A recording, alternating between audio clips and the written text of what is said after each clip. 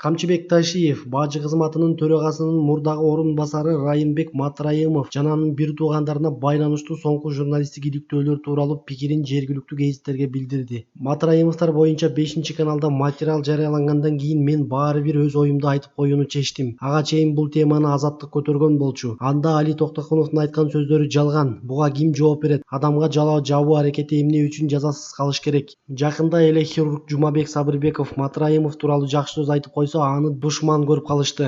Матраимовдун кайрымдуулук иштери элге жакшы маалым. Азыр мени да түрдүү фейктер жана дежур адамдар каралап баштаса керек. Бирок мен андан коркпойм. Элге чындыкты айтып коюуну мен милдетим деп билем. Деген маекти Ташиев. Ошондой эле мурунку депутат Матраимов күнөөлүү болсо, анда эбак эле мыйзам боюнча жоопкерчиликке тартылмак деп кошумчалады. Журналисттердин жазалма документтери эмес, анын айыбын далилдеген документтер чындап бар болсо, аны жоопкерчиликке тартпай коюшмак беле. Мындай болсо, анда мен биринчилерден болуп жоопкерчиликке тартууга чакырмакмын. Далил бергиле, көрсөткүлө. Алар жок болсо, анда аны бүт үй бүлөсүн кошуп каралоо, аларга жалаа жабуу адилетсиз. Мен эч кимди коргобойм, болгону өз пикиримди жарыялап коюуну туура көрдүм, деген Ташиев.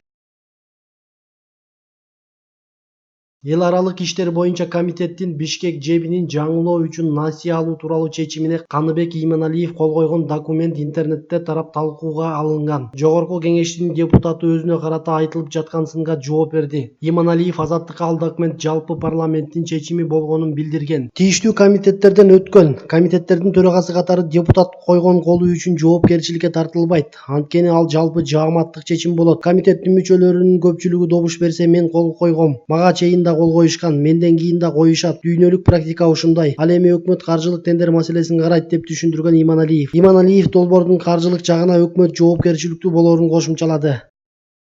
Бишкек шаарынын Чүй жана Манас проспектилеринин кесилишине жаңы орнотулган шаар инсталляциясы менен жасалгалуу тосмо талкаланды. Түндөй белгисиз автоунаа ою түшүрүлгөн тосмого урунуп, окуя болгон жерден из жашырган. Шаардык мэриядан кабарлашкандай, учурда тазалыктын кызматкерлери бүлүнгөн тосмону кайра калууна келтирүүдө. Бишкек шаардык ички иштер башкармалыгы сүзүп кеткен айдоочуну көчөлөрдүн кесилишине орнотулган камерадан карап текшерет. Чүй облусунун Жайыл районунда эркек киши сабалды. Бул тууралуу Чүй ОИПтен кабарлашты. Маалыматтарга караганда 14-июнда Чүй облустук ички иштер башкармалыгынын нөөмөт бөлүмүнө аймактык ооруканадан эркек кишинин сабалганы боюнча билдирүү келип түшкөн. Аталган маалыматтын негизинде ыкчам топ барганда жабырлануучу 50 жаштагы Жекен айылынын тургуну болгон. Бул окуя боюнча 138 биринесине ылайык саламаттыкка оор залал келтирүү менен сотко чейинки өндүрүшкө алынган. Иликтөөнүн натыйжасында шектүү катары 52 жаштагы жаран кармалган. Шектүү адам азыр убактылуу кармоочу жайга киргизилип, тергөө иштери башталды. Чүй облусунун Кара Балта шаарында эне баланын жансыз денелери табылды. Бул тууралуу аймактык милициядан билдиришти. Маалыматка караганда 55 жана 30 жаштагы эки адамдын жансыз денелери шаардагы үйлөрдүн биринен табылган. Каза болгон жарандардын өздүгү такталып, 53 жаштагы МС жана 51 жаштагы МА энеси жана уулу экенлиги белгилүү болгон. Учурда ыкчам тергөө тобу окуя болгон жерде иш алып барышууда. Ошондой эле соттук медициналык экспертизалар да дайындалды. Кыргызстандын Дордой футбол клубу Түркмөнстандын Алтын Асыр командасына 3-1 эсебинде жеңилип калды.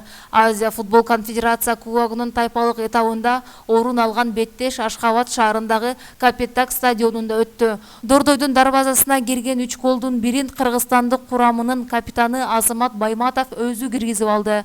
Ал эми кыргызстандык футболчуларга бир эсепти Эрнест Батырканов алып келди.